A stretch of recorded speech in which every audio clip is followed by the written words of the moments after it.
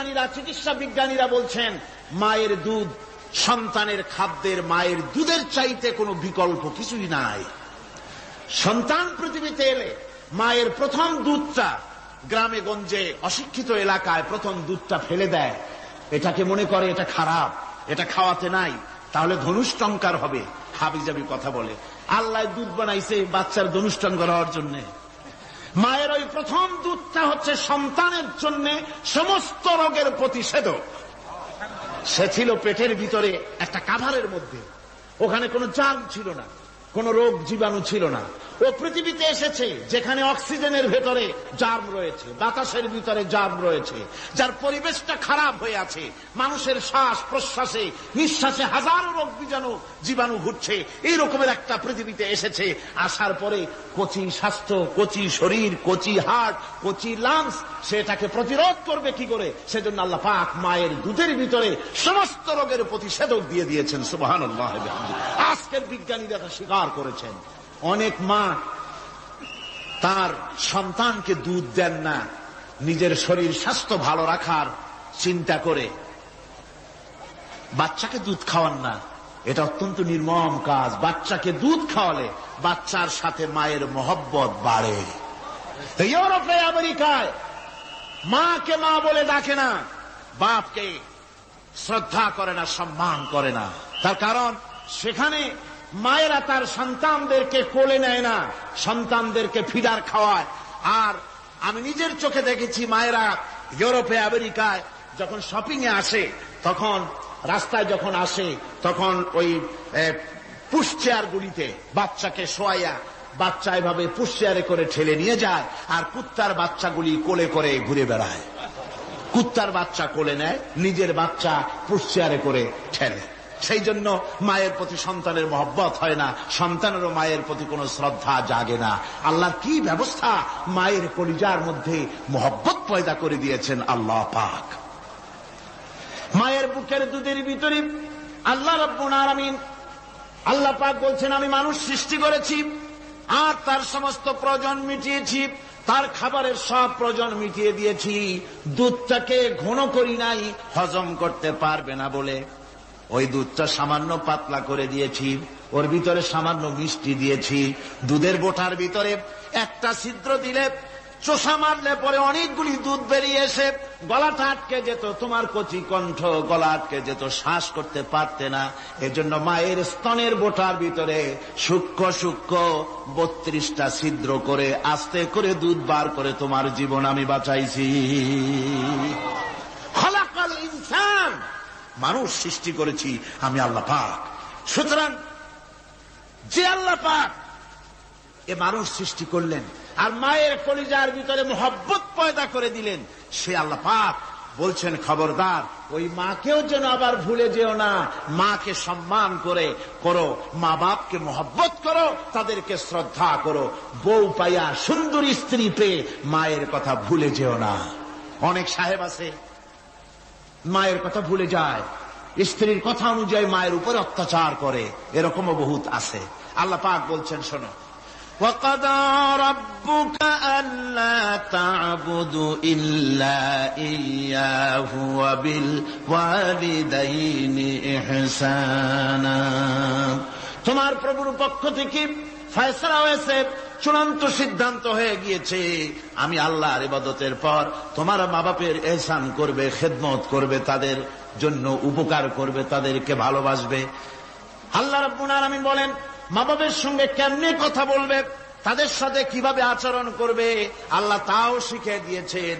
আল্লাহ পাক বলেন, ওয়ালা তাকুল লাহুমা ওয়াকুল লাহুমা কাওলান কারীমা।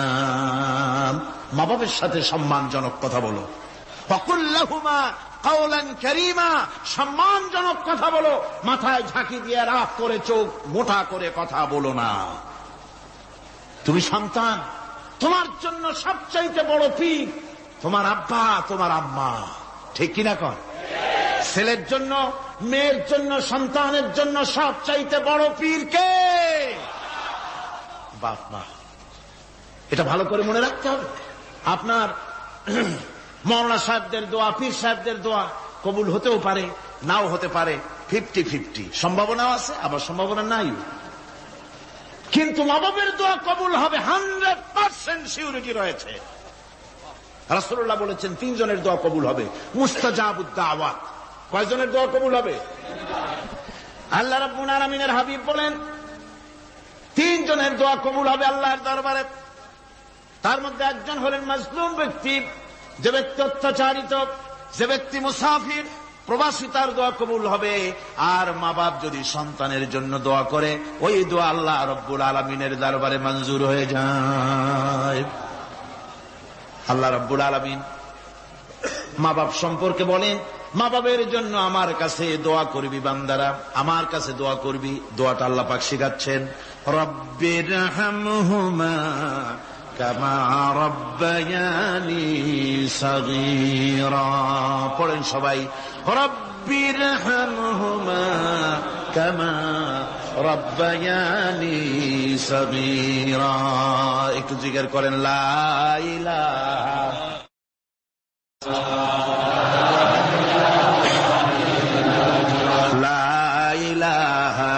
ইল্লাল্লাহ, লা ইলাহা ইল্লাল্লাহ, লা ইলাহা ইল্লাল্লাহ, লা ইলাহা ইল্লাল্লাহ মুহাম্মাদুর রাসূলুল্লাহ। আমার ভাইরা, আল্লাহ পাক শিখাচ্ছেন, বান্দা তোর মা বাপের জন্য আমার কাছে দোয়া কর। আল্লাহ রব, আয় আমার প্রভু, আমার মা বাপ যেমন ছোটবেলায় আমাকে স্নেহের কোলে লালন পালন করেছে, আয় আমার আল্লাহ তুমি আমার মা বাপকে তোমার রহমতের কোলে লালন পালন করো। আল্লাহ শিখাই দিয়েছেন। আমার ভাইরা, প্রত্যেক নামাজের পরে এই দোয়াটা ভুলে যাবেন না। ভুলে যাবেন? ভুলে যাবেন? আমার ভাইরা, আমার বোনেরা, সবাই প্রত্যেক নামাজের পরে পড়বেন, রব্বিরহামহুমা কামা রব্বায়ানি সগীরা। এই দোয়া করতে কেউ ভুলে যাবেন না। আল্লাহ রাব্বুল আলামিন বলে, বান্দারে ওয়াসাইনাল ইনসানা বিওয়ালিদাইহি ইহসানা হামালাতুহু উম্মুহু কুরহা ওয়া ওয়াদাতুহু কুরহা। আল্লাহ পাক বলেন, আমি পৃথিবীর সমস্ত মানব মণ্ডলীকে উপদেশ দিয়েছি, মা বাপকে সম্মান করো, শ্রদ্ধা করো, তাদের উপকার করো। তার কারণ হলো তোমার মা তোমাকে গর্ভে ধারণ করেছে অত্যন্ত কষ্টের সাথে।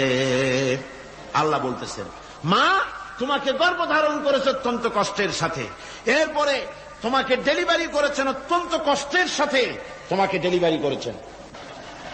গভীর রাত্রে মানুষ সব ঘুমায় যায়, গর্ভবতী মা ঘুমাতে পারে না, সন্তান পেটের ভিতরে হাঁটু দিয়া গুতা মেরেছে, পা দিয়া লাথি মেরেছে। মা চরম শীতের রাত্রে, প্রচন্ড শীতের রাতে গায়ের লেপটা সরাই দিয়া মা একবার দাঁড়ায়, আর একবার বসে, একবার দেওয়ালের সাথে হেলান দিয়া দাঁড়ায়, কষ্ট করে রাত্রে কাটায় দেয়। আবার সারাদিন সংসারের জন্য কাজ করেছেন, রান্না বান্না করেছেন মা, সকলকে খাওয়াইয়া মা শেষের দিকে খেতে গেছেন।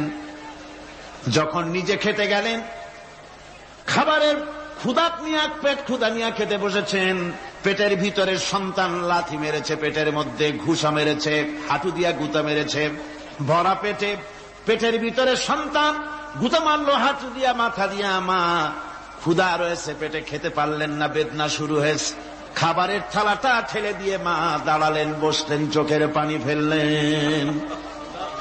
এভাবে করে মা একটা দুইটা দিন নয়, 10টি মাস পর্যন্ত সন্তানটাকে পেটের মধ্যে নিয়ে, একটা জীবিত মানুষ আর একটা জীবিত সন্তান পেটের মধ্যে নিয়ে নড়াচড়া করছেন, চলাফেরা করছেন। কিতাবের মধ্যে এসেছে, রাতের বেলায় মা যে ঘুমাতে পারেন না, সন্তানের নড়াচড়ার কারণে রাতভর ইবাদত করলে যত সওয়াব পাওয়া যেত, আল্লাহ ওই সওয়াব মায়ের আমলনামায় লিখে দেন। সন্তান পেটে থাকার কারণে খেতে পারে না, পেট ভরে ক্ষুধায় কষ্ট পায় মা, এই জন্যে 10 মাস ধরে রোজা রাখলে যে সওয়াব হতো, আল্লাহ রাব্বুল আলামিন মায়ের আমলনামায় রোজার সওয়াব লিখে দেন। 10 মাস পুরে গেল, সন্তান ডেলিভারির সময় চলে এলো। মায়ের মন বিমর্ষ, সন্তান ডেলিভারি হবে, না জানি মরে যাই নাকি, না জানি অপারেশন লাগে নাকি, কি অবস্থা হবে। মা খেতে পারে না, মুখটা শুকায়া যায়। ডেলিভারির সময় যখন আসে, মা-বাবের কাছ থেকে বিদায় নিয়ে যায়, স্বামীকে একান্তে গোপনে ডেকে নিয়ে বলে, প্রাণের স্বামী, দীর্ঘদিন একসঙ্গে ঘর কন্যা করেছি, অপরাধ হয়ে যেতে পারে, আমারে মাফ করে দিও। আমার মনে হয় এবার আমি আর বাঁচব না। সংসার থাকলো, চাবি থাকলো, সব বুঝে নাও, আমারে মাফ করে দিও। মা চলে গেল সতিকা গৃহে, ক্লিনিকে চলে গেল, অপারেশন থিয়েটারে চলে গেল, অথবা ডেলিভারির জায়গায় চলে গেল। ডেলিভারি পেইন শুরু হয়ে গেল, বেদনা শুরু হয়ে গেল। এক একটা বেদনা যেন মায়ের এক একটা মৃত্যু যন্ত্রণা শুরু হয়ে যায়। এমন যন্ত্রণা, প্রসব বেদনা দুনিয়ার ভুক্তভোগী মা ছাড়া আর কেউ জানে না। এই চরম বেদনার ভেতর দিয়ে, চরম কষ্টের ভিতরে মা যখন একটা বাচ্চা প্রসব করলো, জেহাদের ময়দানের মতো মা রক্তাক্ত হয়ে গেলেন, সন্তান দুনিয়া এলো। মা তখন অস্থির থাকেন।